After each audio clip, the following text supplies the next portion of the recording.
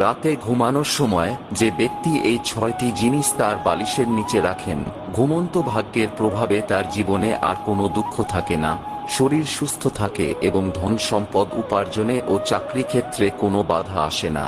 জানার আগে হে মা লক্ষ্মী, তুমি সেই সকল ভক্তদের ঘর ধন সম্পদে ভরিয়ে দিও যারা লাইক করে কমেন্টে জয় মা লক্ষ্মী লিখছে। নাম্বার 1, তুলসী পাতা বালিশের নিচে রেখে ঘুমালে দুশ্চিন্তা দূরে থাকে, দুঃস্বপ্ন আসে না, ফলে ঘুম ভালো হয়। নাম্বার 2, 1 টাকার একটি কয়েন নিয়ে ঘুমোলে ধন সম্পত্তির সমস্ত সমস্যা দূরে থাকে। নাম্বার 3, শোবার সময় বালিশের নিচে ময়ূরের পালক রাখলে যে কোনো আর্থিক সমস্যা থেকে মুক্তি পাওয়া যায়।